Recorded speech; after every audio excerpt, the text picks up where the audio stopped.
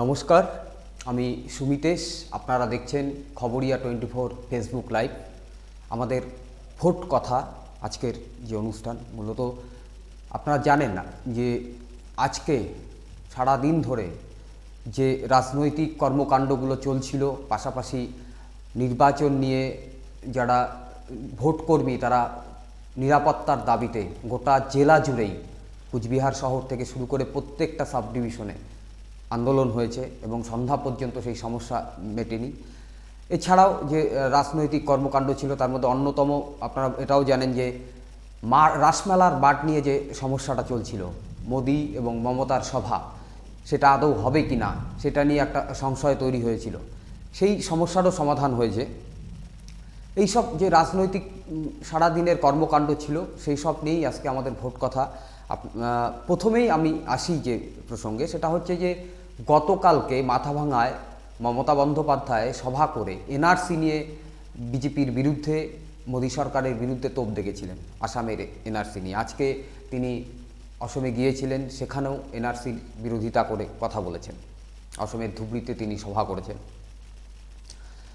মমতা বন্দ্যোপাধ্যায় বলেছিলেন যে 44 লক্ষ বা 40 লক্ষর কাছাকাছি মানুষ বা তারও বেশি মানুষ বাদ গিয়েছে, তার মধ্যে 23 লক্ষ হচ্ছে মুসলমান, 22 লক্ষ হিন্দু। এই তথ্যটা গতকালকে তুলে ধরেছিলেন। তারই পরিপ্রেক্ষিতে আজকে বিজয়বর্গী, কৈলাস বিজয়বর্গী, বিজেপি নেতা, কেন্দ্রীয় নেতা, তিনি কিন্তু আজকে উত্তর দিয়েছেন। তিনি মূলত যে জায়গাটা তুলে ধরার চেষ্টা করছেন, একদম পরিষ্কার বলেছেন যে তৃণমূল কংগ্রেস ভুল তথ্য দিয়ে মানুষকে ভুলভাবে পরিবেশিত করছে এনআরসি সম্পর্কে। তিনি যেটা বলেছেন যে প্রতিবেশী দেশ, আমাদের প্রতিবেশী দেশ বাংলাদেশ, পাকিস্তান, আফগানিস্তান, এই প্রতিবেশী দেশে যারা সংখ্যালঘু রয়েছে তারা যখন আমাদের দেশে আসবে তখন তারা হচ্ছে শরণার্থী। তাদের নাগরিকত্ব দেওয়া, যে সিটিজেন বিল নিয়ে আসা হচ্ছে, সেই সিটিজেন বিলে তাদের নাগরিকত্ব দেওয়া, এবং যারা হচ্ছে প্রতিবেশী দেশের সংখ্যাগুরু তাদের ক্ষেত্রে যে তারা যদি আসে তাহলে তারা কিন্তু অনুপ্রবেশকারী হিসাবে চিহ্নিত হবে এবং তাদের কিন্তু এখানে আশ্রয় দেওয়া হবে না। এই ছিল মোটামুটি বিষয়টি। আমরা শুনে নিব ঠিক কৈলাস বিজয়বর্গী বিজেপি নেতা আজকে সকালে সাংবাদিক সম্মেলন করে ঠিক কী বলেছিলেন এনআরসি সম্পর্কে। एनआरसी पर टीएमसी पश्चिम बंगाल की जनता में गलतफहमी पैदा कर रही है। हम सिटीजनशिप बिल अमेंडमेंट बिल लाए हैं पार्लियामेंट में। सिटीजनशिप अमेंडमेंट बिल में बहुत साफ प्रावधान है कि हमारे पड़ोसी देश, चाहे पाकिस्तान हो, चाहे बांग्लादेश हो, चाहे अफगानिस्तान हो, वहाँ पर रहने वाले अल्पसंख्यक, मतलब वहाँ के अल्पसंख्यक, चाहे वो हिंदू हो, चाहे यहूदी हो, चाहे क्रिश्चियन हो, चाहे सिख हो, वो यदि वहाँ से प्रताड़ित होकर यहाँ पर शरणार्थी की तरह रहना चाहेंगे तो उन्हें इस देश की नागरिकता प्रदान कर सकते हैं। पर वहाँ के बहुसंख्यक यदि यहाँ आकर घुसपैठियों की तरह हमारे नागरिकों के फंडामेंटल राइट्स पर अतिक्रमण करेंगे तो हम उन्हें यहाँ नहीं रहने देंगे। तो बहुत स्पष्ट है कि वहाँ के जो बहुसंख्यक हैं वो यहाँ पर घुसपैठिए की तरह नहीं रह सकते, पर हाँ वहाँ के शरणार्थी हैं, हम उनको शरण देंगे और उनको नागरिकता देने का प्रावधान भी हमारे पास है। सीएम असम में आज सभा करने के लिए गया है चुनाव के लिए, क्या बोलेंगे उसके बारे में? जी, ममता बनर्जी आज असम में गए हैं सभा करने के लिए, बीजेपी का स्टेट है वो जो, हम उसके बारे में क्या बोलेंगे? देखिए, असम में उनके उम्मीदवारों की जमानत जब्त हो। पहले से आखिरी सवाल, इतना तनाव कुचबिहार में ही क्यों हो रहा है? सब कुछ कुचबिहार लेके हो रहा है पिछले 2-3 दिन से। देखिए, ममता जी यहाँ पर आए इसलिए कि हमारा जो भारतीय जनता पार्टी का उम्मीदवार है निश्चित प्रमाणिक, वो बहुत मजबूत कार्यकर्ता है, दमदार उम्मीदवार है, वह चुनाव जीतने वाला है। किसी भी प्रकार से यहाँ पर हिंसा फैलाकर मतदाताओं में भय पैदा करना और मतदान नहीं कर सके लोग ऐसा वातावरण बनाना, इसमें मुख्यमंत्री सहित उनके सारे अधिकारी लगे हुए हैं और हमें उम्मीद है कि इसमें चुनाव आयोग हमारी मदद करेगा। আপনারা শুনলেন কৈলাস বিজয়বর্গী কি বললেন। মূলত এনআরসি প্রসঙ্গটা কিন্তু বিজেপি যেভাবে দেখছে সেটা তুলে ধরলেন, এবং তৃণমূল কংগ্রেস যেভাবে গতকালকে বা তার আগে থেকেও যেভাবে বলেন সেটাও আপনারা জানেন, এর আগে শুনেছেন, গতকালকেও শুনেছেন মুখ্যমন্ত্রী বক্তব্য। আমরা এই প্রসঙ্গ নিয়ে ছিলাম, এখন চলে যাচ্ছি রাসমেলার মাঠ নিয়ে। গতকাল থেকেই রাসমেলার মাঠ নিয়ে কিন্তু কুচবিহারের রাজনৈতিক আবহাওয়া উত্তপ্ত হতে থাকে। তার কারণ কি? তার কারণ হচ্ছে নির্বাচনের আগে 11 এপ্রিল নির্বাচন, তার ঠিক কয়েকদিন আগে রাসমেলার মাঠে মোদি এবং মমতার সভা, দুই সভারই কিন্তু অনুমতি দিয়েছে প্রশাসন। প্রথম সভা মোদির সভা 7 এপ্রিল এবং পরের দিন অর্থাৎ 8 এপ্রিল মমতা বন্দ্যোপাধ্যায়ের সভা। এই দুই সভা এটা নিয়েই কিন্তু এবং দুটো সভাই হচ্ছে রাসমেলার মাঠে। স্বাভাবিকভাবে এই দুটো সভা নিয়ে কিন্তু তৃণমূল বিজেপির মধ্যে একটা চাপা উত্তেজনা তৈরি হয়। প্রশাসন বা নির্বাচন কমিশন এটা নিয়ে আজকে যা দেখেছি তাতে অনেকটাই বেঘোরে পড়ে যায় বলা যেতে পারে। কি ছিল মূল বিষয়টা? মূল বিষয়টা হচ্ছে যে তৃণমূল কংগ্রেস মমতা বন্দ্যোপাধ্যায়ের 8 তারিখের সভার অনুমতি নিয়েই রাসমেলার মাঠে সভা মঞ্চ করার কাজ শুরু করে দিয়েছে, এবং মঞ্চ অনেকটা হয়েও গিয়েছে। কি করেছিল? বাঁশের স্ট্রাকচার তুলে ধরেছিল। সেটা হচ্ছে যে মঞ্চ এবং যেটা নিরাপত্তা কারণের জন্য একটা জোন থাকে, ডিজোন বলা হয় যেটাকে, সেই ডিজোন, এবং তারপরেই হচ্ছে দর্শকদের জন্য দর্শক আসন যেটা বলবে তার কিছুটা অংশ একটা ছাউনি দেওয়ার মতো চেষ্টা করেছে। এদিকে মুকুল রায়, কৈলাস বিজয়বর্গী গতকাল কুচবিহারে এসে উপস্থিত হয়েছেন। 7 তারিখে মোদির ওই একই মাঠে সভা রয়েছে, এবং গতকালকে তিনি প্রথমে জেলা শাসকের সঙ্গে দেখা করতে গিয়েছিলেন, তখন পাননি, পরে সন্ধ্যায় দেখা হয়েছে, এবং সন্ধ্যার কিন্তু সেই অনুমতি নিয়েই কথা হয়েছে।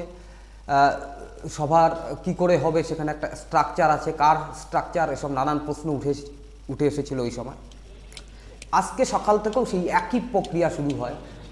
আজকে যখন কৈলাস বিজয়বর্গী কুচবিহার শহরে দলীয় কার্যালয়ে, বিজেপি কার্যালয়ে সাংবাদিক বৈঠক করেন, তখন মূল প্রসঙ্গ ছিল কিন্তু রাসমেলার মাঠ, এবং তখনও কিন্তু নিশ্চিত ছিল না যে লাস্ট অবধি কী হতে পারে, মোদির সভার কি শেষ পর্যন্ত হবে, মঞ্চে তৈরি করার কাজ কী হবে, এবং সেটা করতে গিয়ে এমন একটা পরিস্থিতি না তৈরি হয়ে যেত যে আজকে রাজনৈতিকভাবে একটা ভোটের আগে বড় রকমের অশান্তি তৈরি হয়ে যাওয়ার একটাও সম্ভাবনা ছিল। আমরা শুনে নিব কৈলাস বিজয়বর্গী ঠিক কী বলেছিলেন।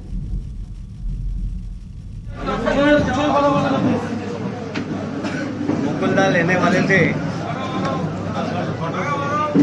किंतु में व्यस्त हो गए, इसलिए मैं आपके बीच में आया हूँ। मैं सिर्फ इतना बताना चाहता हूँ कि पूरे चुनावी उत्सव के अंदर ममता जी और उनका प्रशासन चुनाव आयोग की भी चिंता नहीं कर रहा है। माननीय प्रधानमंत्री की सभा 7 तारीख को होने वाली है, उसकी परमिशन भी जिलाधीश से हमको प्राप्त हो गई, पर इसी बीच टीएमसी ने व्यवधान डालने के लिए वहां पर अपना स्ट्रक्चर खड़ा कर लिया और वो हटा भी नहीं रहे हैं, जिससे कि प्रधानमंत्री जी की सभा न हो सके। मैं समझता हूं टीएमसी के कार्यकर्ता चुनाव आयोग को भी चुनौती दे रहे हैं, वो चुनाव आयोग को भी कुछ नहीं समझ रहे हैं, चुनाव आचार संहिता को भी कुछ नहीं समझ रहे हैं, और राजनीतिक दलों के फंडामेंटल राइट्स पर व्यवधान डालने की कोशिश कर रहे हैं। इस संबंध में हमने इलेक्शन ऑब्जर्वर श्री वर्मा जी को भी जानकारी दे दी है। हमारा प्रतिनिधिमंडल कलेक्टर से भी मिला है, और कलेक्टर कल से कह रहे हैं कि हम हटवा रहे हैं, किंतु स्ट्रक्चर अभी तक हटा नहीं है। हम शाम को 5 बजे तक इंतज़ार करेंगे और शाम को 5 बजे तक स्ट्रक्चर नहीं हटा तो फिर हम आगामी कोई निर्णय लेंगे। इसमें मुझे एक प्रशासनिक लेक्यूना यह भी लगता है कि 7 तारीख को प्रधानमंत्री जी की सभा सुनिश्चित कर दी गई, इजाज़त दे दी गई, तो फिर 8 तारीख को दूसरे दल को उसी स्थान पर परमिशन देने की क्या आवश्यकता थी।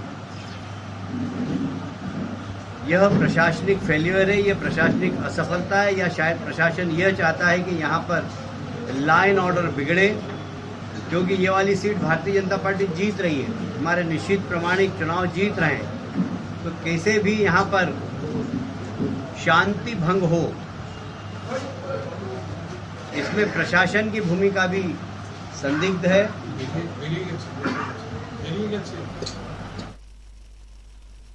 আপনারা শুনলেন কৈলাস বিজয়বর্গী সাংবাদিক সম্মেলনে কি বললেন, এবং আমরা যতদূর জানি যে এরপরেই কৈলাস বিজয়বর্গী কুচবিহার থেকে ফিরে গিয়েছেন, কিন্তু এই যে মাঠ নিয়ে সমস্যা সেটা কিন্তু সারা দিনই কুচবিহারে জল ঘোলা হতে থাকে। মাঠের মধ্যে প্রচুর পুলিশ নেমে যায়, যে কোনো সময় যে স্ট্রাকচার তৈরি করা হয়েছিল সেটা ভেঙে দেওয়া হতে পারে, এরকম একটা কথা চলছিল। পুলিশ প্রশাসন এসে যাতে কোনো রকম উত্তেজনাকর ঘটনা না ঘটে সেটাও একটা দেখার বিষয় ছিল। এবং পাশাপাশি আরও পরিস্থিতি উত্তপ্ত হয়ে ওঠে যখন পাশ দিয়ে আজকে একটা তৃণমূল কংগ্রেসের মিছিল হচ্ছিল, সেই মিছিল যখন যাচ্ছিল তখনও কিন্তু পরিস্থিতি উত্তপ্ত হয়ে উঠেছিল। তো সব মিলিয়ে সারা দিন ধরে এই মাঠ নিয়ে নানান রকম কথা উঠে আসছিল, এবং শেষ পর্যন্ত প্রশাসনের চাপে দুই রাজনৈতিক দল একটা সিদ্ধান্তে এসে পৌঁছাতে সমর্থ হয়। সেটা হচ্ছে যে সভা হবে। সভা কিভাবে হবে? যে দর্শক আসনের জন্য যে বাসের ছাউনি দেওয়া হয়েছে বা পরিকাঠামো গঠন করা হয়েছে, সেই দর্শক আসনের ছাউনিটা ভেঙে দেওয়া হবে বা খুলে দেওয়া হবে। কিন্তু মমতা বন্দ্যোপাধ্যায়ের সভার জন্য যে মঞ্চ সেটা থাকবে, পাশে থাকবে হচ্ছে ডিজনটাও থাকবে। ঠিক তারই পাশে, ওই মঞ্চের পাশেই নরেন্দ্র মোদীর সভা মঞ্চ গড়ে তোলা হবে, এবং নরেন্দ্র মোদীর যে ব্যক্তিগত নিরাপত্তা বাহিনী রয়েছে, প্রধানমন্ত্রী যে নিরাপত্তা বাহিনী রয়েছে, সেই নিরাপত্তা বাহিনীর একটা অংশ রাসমেলার মাঠে আসেন। তারা কিন্তু খতিয়ে দেখেন কিভাবে মঞ্চ হবে, তার নিরাপত্তার বিষয়টা কেমন থাকবে, পুরো বিষয়টা দেখা হয়। এবং তারপরেই হচ্ছে আমরা দুই পক্ষ থেকেই, তৃণমূল কংগ্রেস এবং বিজেপির পক্ষ থেকে দুটো বক্তব্য পাই। একটা বক্তব্য হচ্ছে তৃণমূল কংগ্রেসের নেতা খোকন নাগের, আমরা খোকন নাগের বক্তব্যটা আগে শুনে নেব, এবং তারপরেই হচ্ছে বিজেপির সঞ্জয় চক্রবর্তীর বক্তব্য শুনব। লোকসভার প্রার্থী পরেশ অধিকারী মহাশয়ের সমর্থনে আগামী 8ই এপ্রিল রাসমেলা ময়দানে যে জনসভা হচ্ছে মাননীয় মুখ্যমন্ত্রী মমতা বন্দ্যোপাধ্যায়, তার জন্য আমরা স্টেজ ফেজ সব তৈরি করতেছি, এবং ব্যানার লাগিয়ে এবং ফ্ল্যাগ লাগিয়ে আমরা এটা এখন থেকেই প্রসেস করতেছি। তা দেখা হচ্ছে আপনাদের প্যান্ডেল খুলে নেওয়া হচ্ছে, কী কারণে প্যান্ডেলটা খোলা হচ্ছে? প্যান্ডেল খোলা হচ্ছে না, ওখানে যে ভাড়াগুলো ছিল সেই ভাড়াগুলো খুলে নেওয়া হচ্ছে, যেগুলো যেটা উপর উঠে আর কি ওরা ওই ইটগুলো লাগাতো, সেই জিনিসগুলো যাতে ওপেন হয়ে যায়, নিচটা ওপেন হয়ে যায়। তারপরে একদিন সময়ের মধ্যে কি সম্পূর্ণটা আবার আগের মতো? তো কোনো নেই, সব রেডি করে রাতারাতি আমরা সব তৈরি করে নেব। এতে করে পরের দিন মুখ্যমন্ত্রী সবার কোনো সমস্যা হবে না? না না, কোনো সমস্যাই হবে না। আর প্রথমের কোনো সিদ্ধান্ত নেই, সিদ্ধান্ত একটাই, মোদিজির সভা, ভারতবর্ষের প্রধানমন্ত্রীর সভা। কোচবিহারে দীর্ঘ 50 বছর ধরে কোনো প্রধানমন্ত্রী পা রাখেনি। প্রথম ভারতের প্রধানমন্ত্রী নরেন্দ্র মোদী দীর্ঘ 50 বছর পরে মনে করেছেন কুচবিহারের জনগণের কথা, উনি ভেবেছেন, উনি কুচবিহারে আসবেন বলে শিডিউল দিয়েছেন, টাইম দিয়েছেন। ওনার যথারীতি 7 তারিখের শিডিউল অনুযায়ী সকাল 10টায় উনি রাসমেলা মাঠের মঞ্চে ভাষণ রাখবেন কুচবিহারের জনগণের উদ্দেশ্যে। যে জটিলতা তৈরি হয়েছিল সকাল থেকে, জটিলতা, সেই জটিলতা কী সিদ্ধান্ত হলো? প্রশাসনিকভাবে কোনো জটিলতা নেই, প্রশাসনের একদম পুরো পারমিশন আমাদের কাছে আছে, প্রপার পারমিশন যেটা হয় সেটা আমাদের কাছে আছে। এই গাজওয়ারি যেটা বর্তমান রাজ্যের শাসক দল তৃণমূল কংগ্রেস সারা রাজ্যে করে বেড়াচ্ছে, সেটা ওনারা এখানেও আজ অবধি করছে, মডেল কোড অফ কন্ডাক্টকে ভায়োলেশন করে চোখের সামনে উইদাউট পারমিশনে বিরাট বড় এক মঞ্চ খাড়া করে রেখেছেন, যেটা ওনারা করতে পারেন না। এর বিরুদ্ধে আমরা দিল্লি অবধি কমপ্লেন করেছি, তার জন্যই আজকে প্রশাসনকে বাধ্য হয়ে সেগুলো খোলাতে হচ্ছে। মানে শেষ পর্যন্ত কি তৃণমূলের যে ইয়ে করা হয়েছে, তৃণমূলের যে মঞ্চ আছে সেটা সেই কি মঞ্চে খোলা- খুলেই আপনাদের মঞ্চ হচ্ছে নাকি তার পাশেই মডিফাই করে না, মঞ্চ হচ্ছে? আমরা বলছি যে আমরা সবটাই বুঝি। গণতান্ত্রিক পদ্ধতিতে গণতান্ত্রিক দেশে সবার সভা সমিতি করার, মিটিং মিছিল করার অধিকার রয়েছে। আর যেহেতু আমাদের সভাটা 7 তারিখে, 8 তারিখেই পশ্চিমবঙ্গের মাননীয় মুখ্যমন্ত্রীর সভা, আমরা ভারতীয় জনতা পার্টি নীতি আদর্শ এবং সততার সাথে রাজনীতি করি। ওনাদের মতন চরিত্র আমাদের কারোর নেই। আমরা ওনার যে মঞ্চ, সেই মঞ্চ ওখানে থাকবে, এটাই আমরা প্রশাসনকে প্রথম থেকে বলে এসেছিলাম। ওনাদের যে সামনের অডিয়েন্স প্যান্ডেলটা আছে সেটা আমরা সরাতে বলেছিলাম। ওনারা যাই হোক লাস্ট অবধি প্রশাসনের চাপে হয়তো খুলতে বাধ্য হচ্ছে।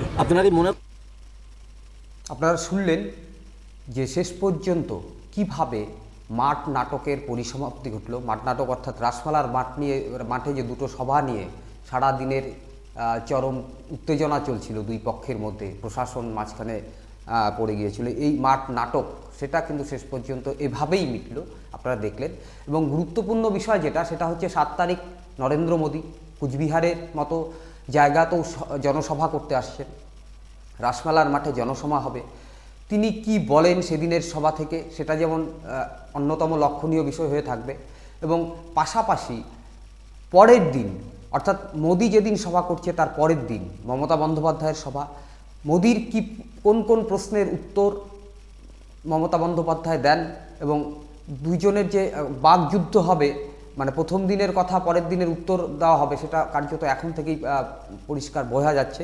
এবং আমরা কিন্তু সেদিকেই তাকিয়ে আছি যে ঠিক কী ধরনের কথা বা বিষয় তুলে ধরেন নরেন্দ্র মোদী এবং তার জবাব কিভাবে দেন মমতা বন্দ্যোপাধ্যায়। আমরা আরেকটা বিষয়ে যাচ্ছি, গুরুত্বপূর্ণ বিষয়। আজকে সারা দিন কুচবিহারে এই বিষয়টি চলছিল। কুচবিহার কেন, আলিপুরদুয়ারেও কালকে বিক্ষোভ হয়েছে, আজকেও অনেক জায়গায় বিক্ষোভ হয়েছে, কিন্তু মূলত কুচবিহারে, কুচবিহার জেলার কুচবিহার শহরে হয়েছে, মাথাভাঙাতে হয়েছে, দিনহাটাতে হয়েছে, মেকলিগঞ্জে হয়েছে। যে ভোট কর্মীরা যারা ভোট নিতে যাবে তারা কিন্তু আজকে ব্যাপক বিক্ষোভ দেখিয়েছে। এবং সন্ধ্যার দিকেও কুচবিহার জেলা শাসকের দপ্তরে সেখানেও বিক্ষোভ হয়েছে।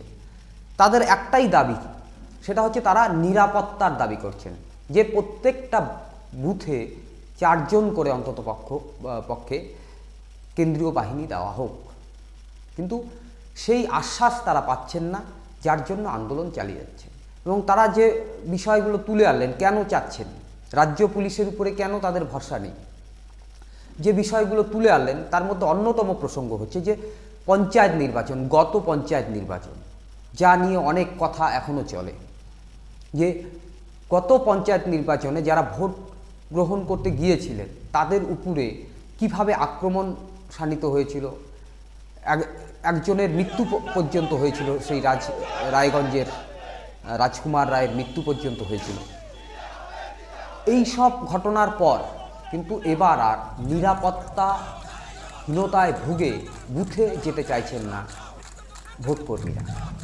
তো সেই নিয়েই কিন্তু আজকে সারাদিন বিক্ষোভ চলছিল। মূলত আজকে তাদের একটা ট্রেনিং ছিল, সেই ট্রেনিংয়ে আসার কথা ছিল।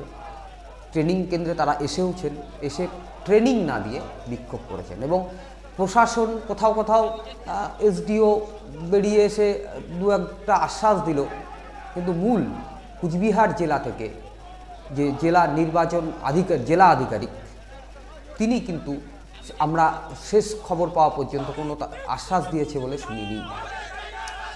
এখনো পর্যন্ত যা 30 কোম্পানির মতো সিআরপিএফ বা কেন্দ্রীয় বাহিনীর খবর পাওয়া যাচ্ছে।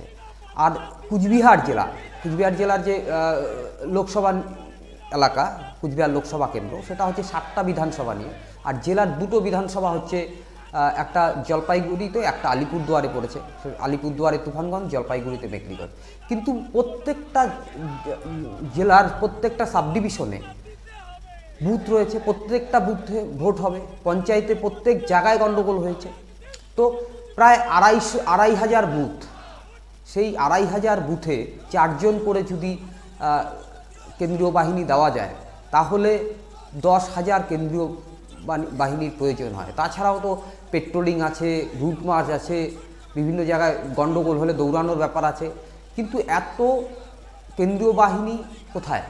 জেনারেলি আমরা যতটুকু জানি এক কোম্পানি কেন্দ্রীয় বাহিনী মানে 100, আরও কিছু থাকে সঙ্গে, তারা মূলত ড্রাইভার, গাড়ির চালক, রান্নার করার লোক, এরকম কিছু লোকজন থাকে। তো 40 যদি কোম্পানি সিআরপিএফ এসেও থাকে বা আসবে বলে কথা হয়, তাহলেও 40, 100, 4,000 কেন্দ্রীয় বাহিনী হবে। কিন্তু এই যে 10,000, এটা কি করে সম্ভব? এটা নিয়ে কিন্তু আজকে সন্ধ্যা পর্যন্ত ভোটকর্মীরা নিশ্চিত হতে পারেনি যে আদৌ কি সেই নিরাপত্তা পাওয়া যাবে কি পাওয়া যাবে না। এবং নিরাপত্তা কর্মীরা কিন্তু বিভিন্ন দাবি করেছে। আমরা নিরাপত্তা যারা ভোট কর্মী তাদের কিন্তু বিভিন্ন বক্তব্য আছে, তাদের কিছু বক্তব্য শুনে নিব। কুচবিহারে যে বিক্ষোভ হয়েছে তার বক্তব্য শুনবো, মাথাভাঙা এবং দিনহাটাতে যে বিক্ষোভ হয়েছে তাদের যে বক্তব্যগুলো আমাদের কাছে এসে পৌঁছেছে সেগুলো আমরা শুনে নেব। আমরা বরাবরই নিরাপত্তা চেয়ে আসছি, কিন্তু ইলেকশন কমিশন থেকে কোনো রকম সাড়া পাচ্ছি না, আমাদের রিটার্নিং অফিসার থেকেও আমরা কোনো সাড়া পাচ্ছি না। এতবার এতগুলো শিক্ষিত মানুষ, এতগুলো কোয়ালিফাইড মানুষ, আমরা সবাই আমাদের বাড়িতে সংসার আছে, তারপরেও কোন অধিকারে আমাদের জীবন নিয়ে ছিনিমিনি খেলছেন? রিটার্নিং অফিসারের কি এটা ডিউটি নয়? আমাদের ডিএমের কি এটা আমাদের প্রতি তাদের কোনো দায়বদ্ধতা নেই? আমরা ভোট করতে অরাজি না, আমরা ভোট করতে যাব, কিন্তু আমাদের শুধু একটাই দাবি, আমাদের নিরাপত্তা দিতে হবে, তার বেশি কিছু নাই।